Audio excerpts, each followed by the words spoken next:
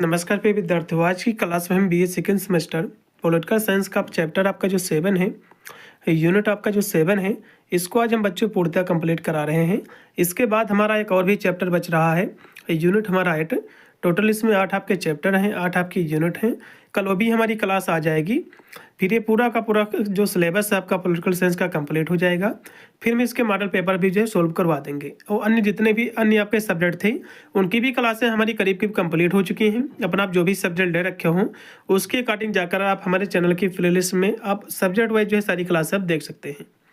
तो चलेगा, ना ज़्यादा समय गवाते हुए सीधे आज की क्लास के माध्यम से इसका जो 7वां चैप्टर है, 7वां जो यूनिट है, इसको भी आज हम कंप्लीट करा रहे हैं।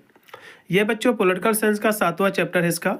इसमें आपको पढ़ना है राजनीतिक सिद्धांत एवं अवधारणाएं आपको पढ़ना है। यूपी के जितने विश्वविद्यालय हैं सभी का सिलेबस सेम है, यही आपको पढ़ना है। इसमें हम बच्चों 7वां जो चैप्टर है इससे हम सबसे पहले लिखित वाले जो भी क्वेश्चन हैं उनको हम कराएंगे। उसके बाद जो भी एमसीक्यू बनेंगे साथ में 50 एमसीक्यू भी साथ में हम करा देंगे। ठीक है, पेपर आपका political theory and concept paper का आपका टाइटल है, जो कि यूपी के सभी विश्वविद्यालय का सिलेबस सेम ही है। सबसे पहले बच्चों 7वां आपका चैप्टर है क्या, इसको देख लीजिए। इसमें आपको पढ़ना है कि संसदीय प्रणाली क्या है, राष्ट्रपति प्रणाली क्या है, संघीय बनाम एकात्मक राजनीतिक दल क्या है, दबाव समूह क्या है, सरकार के जो अंग है बच्चों कार्यपालिका, विधायिका, न्यायपालिका, इनके बारे में जो हम चर्चा करेंगे। चलेगा, तो सबसे पहले बच्चों संसदीय प्रणाली क्या है इसको समझ लीजिए। तो संसदीय बच्चों प्रणाली कार्यपालिका, विधायिका का एक हिस्सा होती है और उसके ही परत जो उत्तरदायी होती है। एक इसमें बच्चों दो प्रमुख होते हैं। एक जो है नाम मात्र का होता है जो कि राष्ट्रपति, जैसे कि भारत में जो है राष्ट्रपति जो होता है बच्चों केवल नाम मात्र का होता है, जबकि प्रधानमंत्री जो है सारी शक्तियाँ इसके पास जो होती हैं। ठीक है, वास्तविक प्रधानमंत्री होता है, वास्तविक होता है प्रमुख जो कि प्रधानमंत्री, जैसे कि भारत और जो ब्रिटेन में।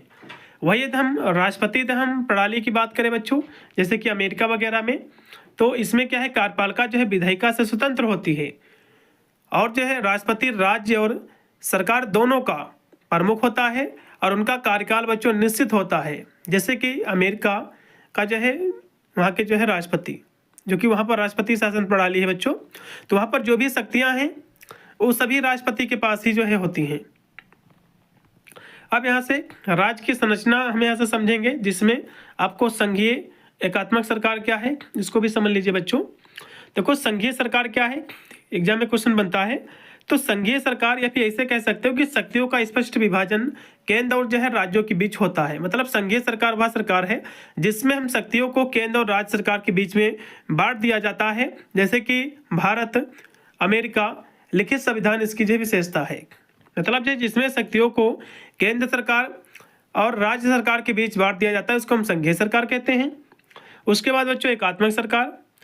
एकात्मक क्या है बच्चों, समस्त शक्तियां जब केंद्र सरकार के पास ही निहित होती हैं, राज्य या इकाइयां केंद्र के अधीन कार्य करती हैं। मतलब जो राज्य सरकार है केंद्र के अधीन ही कार्य करती हैं, तो इसको हम बच्चों एकात्मक सरकार कहते हैं। जैसे कि ब्रिटेन और जो फ्रांस में ऐसे जो है व्यवस्था है। अब यहाँ से राजनीतिक भागीदारी में आपको पढ़ना है कि राजनीतिक दल क्या है और दबाव समूह क्या है, इनकी भी परिभाषा थोड़ा सा समझ लीजिए। तो राजनीतिक दल क्या है बच्चों, देखो राजनीतिक जो दल होते हैं इलेक्शन में खड़े होते हैं, अपनी पार्टियां जो कि जीतते हैं और कार्य करते हैं, सत्ता प्राप्त करते हैं। ठीक है, तो इनका मुख्य बच्चों जो उद्देश्य रहता है चुनाव लड़कर जो सत्ता प्राप्त करना, नीतियों को लागू करना, इनका कार्य होता है राजनीतिक जो है दलों का। वही हम बच्चों दबाव समूह की बात करें तो दबाव समूह बच्चों जो है चुनाव ये नहीं लड़ते हैं, बल्कि विशिष्ट हितों जैसे कि किसान, श्रमिक, व्यापारी, इसकी रक्षा करने के लिए सरकार पर दबाव बनाकर जो है नीतियों को प्रभावित करते हैं। ऐसे कह सकते हो बच्चों कि सरकार पर दबाव बनाते हैं। जैसे कि बहुत सारे आपके दबाव समूह हैं, जैसे कि किसान यूनियन वाले हो गए तो धरना करते हैं किसान, जो कि दबाव बनाते हैं अपने जो हितों के लिए। तो इसी को बच्चों जो हम दबाव समूह कहते हैं। ये जो है चुनाव नहीं लड़ते हैं। अब यहाँ से सरकार के जो अंग हैं इनको भी समझ लीजिए, जो कि विधायिका, इसका प्रमुख जो है कार्य कानून बनाना होता है। तो इसमें जो विधायिका होती है बच्चों, इसका प्रमुख जो कार्य है कानून बनाना होता है। वही हम बच्चों कार्यपालिका की हम बात करें तो यह जो है विधायिका के द्वारा बनाए गए जो कानून है उसको लागू करती है और इसमें जो है राष्ट्रपति, प्रधानमंत्री और नौकरशाही इसमें जो है शामिल होती है। फिर है न्यायपालिका बच्चों, तो यह जो है कानूनों की व्याख्या करती है और जो विवाद होते हैं उसका निपटारा करती है और साथ ही संविधान की रक्षा भी करती है। तो ये थे बच्चों समस्त क्वेश्चन जो कि इसी आपके चैप्टर के थे, जो कि मैंने आपको करा दिए हैं शॉर्ट में। ठीक है, अब यहाँ से इससे बनने वाले समस्त जो भी MCQ बच्चों क्वेश्चन हैं उनको भी जल्दी से देख लीजिए। 50 इसमें बच्चों हम MCQ करा रहे हैं कि बहुत सारे विश्वविद्यालय MCQ का पेपर कराते हैं। DDU कानपुर विश्वविद्यालय, DDU आपका हो गया आगरा विश्वविद्यालय, MJPRU बरेली विश्वविद्यालय, तो बहुत से BU झांसी वगैरह भी MCQ ही पेपर जो कि कराते हैं। तो सभी विद्यार्थी MCQ भी देख लीजिए 50 जो कि हम करा रहे हैं साथ में इसी के। तो यहाँ से बच्चों 50 क्वेश्चन MCQ हम करा रहे हैं, इनको भी देख लीजिए जल्दी से। इसका पहला क्वेश्चन देखिएगा कि संसदीय प्रणाली में कार्यपालिका किसके पद बच्चों उत्तरदायी होती है, तो कहोगे विधानमंडल के पद, इसमें का C है। फिर 2 नंबर क्वेश्चन के निम्नलिखित में से कौन संसदीय प्रणाली की एक विशेषता है, तो सामूहिक जो है जिम्मेदारी। फिर 3 नंबर क्वेश्चन है कि संसदीय प्रणाली में सरकार का मुखिया आमतौर पर जो है कौन होता है आपको बताना है। तो इसमें बच्चों जो है प्रधानमंत्री होता है और जो राष्ट्रपति प्रणाली होती है उसमें राष्ट्रपति होता है। फिर है बच्चों के संसदीय प्रणाली में आत्मविश्वास वास्तव से निम्नलिखित जो परिणाम हो सकते हैं, तो कहोगे सरकार का इस्तीफा हो सकता है। फिर है कि संसदीय प्रणाली में द्विसदनीयता का क्या अर्थ है, तो विधानमंडल में 2 सदन। फिर 6 नंबर क्वेश्चन है कि राष्ट्रपति प्रणाली में राष्ट्रपति आमतौर पर होता है तो जनता के द्वारा निर्वाचित, इसमें का B है। फिर है कि राष्ट्रपति प्रणाली की एक प्रमुख विशेषता क्या है, तो कार्यपालिका के लिए निश्चित कार्यकाल। अगला देखिएगा 8 नंबर क्वेश्चन के निम्नलिखित में से जो है कौन राष्ट्रपति प्रणाली की विशेषता नहीं है। ठीक है, तो कार्यपालिका का प्रत्यक्ष चुनाव भी इसकी विशेषता है। मंत्रिमंडल के सदस्य अक्सर विधेयिका का हिस्सा होते बच्चों, तो हिस्सा इनका नहीं होते हैं, ये गलत होगा, ये विशेषता नहीं है। फिर है कि राष्ट्रपति प्रणाली में कार्यपालिका कौन होती है, ठीक है, तो कहोगे विधेयिका से स्वतंत्र, इसमें का B। फिर है कि राष्ट्रपति प्रणाली में राज्य प्रमुख, सरकार प्रमुख कौन होता है आपको बताना है। तो इसमें दिया कि जो राष्ट्रपति प्रणाली होती है बच्चों इसमें राष्ट्रपति ही प्रमुख होता है, इसमें का C है। फिर संघीय प्रणाली में शक्ति निम्न प्रकार की होती है, तो राष्ट्रीय और क्षेत्रीय सरकारों के बीच वितरित होती है, इनके बीच में। फिर अब 12 नंबर क्वेश्चन है कि एकात्मक प्रणाली की विशेषता इस प्रकार है, तो एकल जो है केंद्रीय सरकार। फिर 13 नंबर क्वेश्चन है कि निम्नलिखित में से जो है कौन संघीय प्रणाली की विशेषता है, तो सरकार के विभिन्न स्तरों के बीच शक्तियों का विभाजन, इसमें का आपका B है। फिर एकात्मक जो प्रणाली में उप राष्ट्रीय इकाइयाँ हैं, तो उन्हें जो अपनी शक्तियाँ केंद्र सरकार से प्राप्त होती हैं, ये इकाइयाँ होती हैं। फिर 15 नंबर क्वेश्चन के संघीय और एकात्मक प्रणालियों के बीच प्रमुख जो है अंतर क्या है बच्चों, तो केंद्रीय और जो क्षेत्रीय सरकारों के बीच जो शक्ति है उसके वितरण का अंतर होता है, केवल विभाजन का अंतर होता है। फिर है कि राजनीतिक दलों का कार्य क्या होता है, तो सभी लोगों का हित होता है, कुल हित होता है। फिर है कि बहुदलीय प्रणाली की विशेषताएं इस प्रकार है, तो सत्ता हासिल करने की क्षमता रखने वाले कई पक्ष। फिर है कि लोकतंत्र में विपक्षी दल की भूमिका क्या होती है, तो सरकार के विकल्पों के रूप में एक व्यवस्था प्रदान करना। फिर 19 नंबर क्वेश्चन है कि यह दलीय प्रणाली जिसमें 2 दलों का वर्चस्व होता है, तो क्या कहलाती है, तो 2 दलीय प्रणाली कहलाती है, इसमें का आपका रहेगा घ नंबर। फिर है कि पार्टी अनुशासन की अवधारणा से क्या तात्पर्य है बच्चों, तो पार्टी की नीतियों उसके निर्णयों का परिवर्तन है। फिर है कि दबाव समूह राजनीतिक दलों से इस मायने से भिन्न है कि वे जो है सरकारी सत्ता हासिल करने का प्रयास न करें, बिल्कुल इसमें का पहला। फिर है कि दबाव समूह का उद्देश्य क्या होता बच्चों, तो सार्वजनिक नीति को प्रभावित करना। फिर है कि दबाव समूह एक उदाहरण है एक ट्रेड यूनियन बच्चों जो है एक दबाव समूह है, उसी का एग्जाम्पल है। फिर है कि दबाव समूह के द्वारा लॉबिंग का उपयोग निम्नलिखित जो उद्देश्य के लिए किया जाता है, तो कानून और नीति निर्णय को प्रभावित करने के लिए, इसमें का B है। फिर है कि हित समूह की एक विशेषता यह है कि वह समाज के एक विशिष्ट वर्ग का प्रतिनिधित्व करता है, इसमें का राइट आपका होगा पहला। फिर देखिएगा कि कार्यपालिका शाखा की प्राथमिक भूमिका क्या होती है बच्चों, तो कानूनों को जो है लागू करना।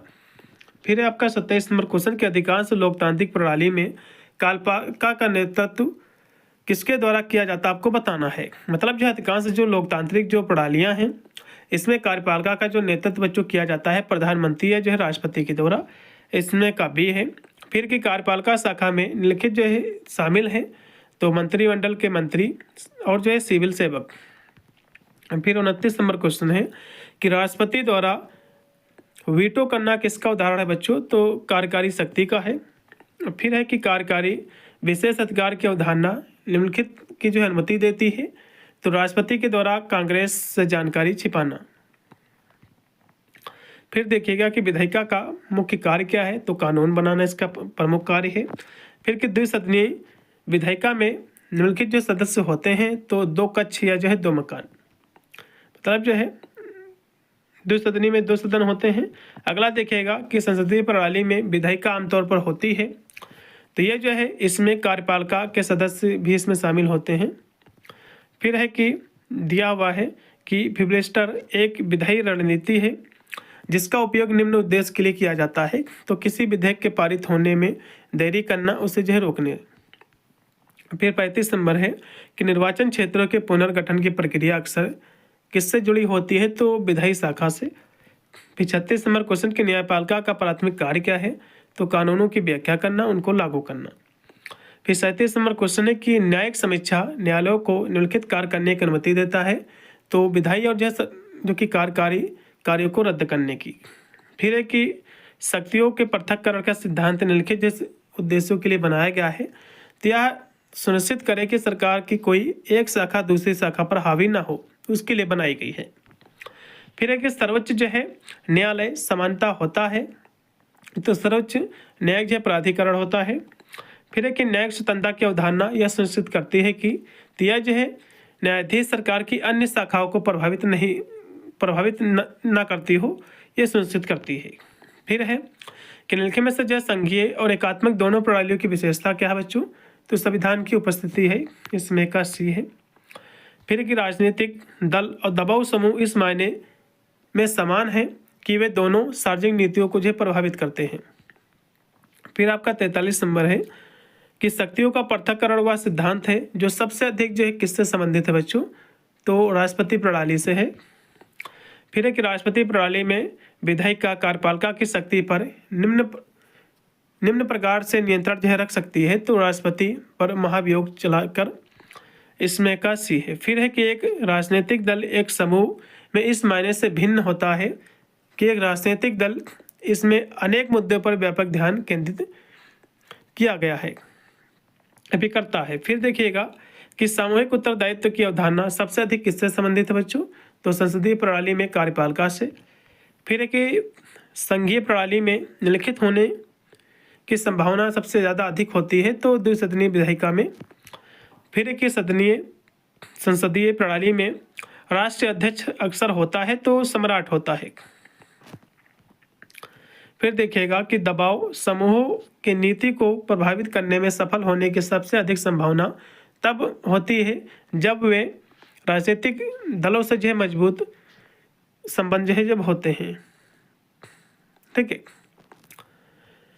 तो यहाँ से बच्चों फिर लास्ट में आपका क्वेश्चन है कि न्यायिक स्वतंत्रता का सिद्धांत महत्वपूर्ण है, क्योंकि ये महत्वपूर्ण इसलिए है बच्चों क्योंकि यह जो सुनिश्चित करता है कि न्यायाधीश बाहरी दबाव से मुक्त होकर निर्णय जो है ले सके। तो ये थे बच्चों आपके 50 MCQ क्वेश्चन जो कि मैंने आपको कराए। अब हम यहाँ हमारा जो अगला चैप्टर रहेगा, चैप्टर हमारा 8 है, लास्ट का चैप्टर है। इसमें आपको पढ़ना है कि संविधान क्या है, संवैधानिकवाद क्या है, लोकतंत्र क्या है, अधिनायकवाद क्या है, सार्वजनिक राय, सामाजिक न्याय, धर्मनिरपेक्षता, विकेंद्रीकरण, सिद्धांतों का प्रतिनिधित्व।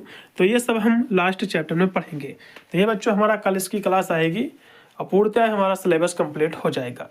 अन्य सब्जेक्ट भी हमारी ऑलरेडी कंप्लीट है, हिंदी की भी क्लासें हमारी कंप्लीट है, एजुकेशन सोशियोलॉजी का भी कंप्लीट है, इकोनॉमिक्स, जियोग्राफी, सभी हमारी क्लासेज जो है इंग्लिश वगैरह की कंप्लीट है। आप जाकर के हमारे चैनल से सभी जो है तैयारी आप कर सकते हो, चैप्टर्स क्लासेज देख सकते हो, मॉडल पेपर भी देख सकते हो, क्योंकि ऑलरेडी मैंने जो करा रखे हैं। मिलता है वीडियो में, तब तक सभी को thank you for watching this video.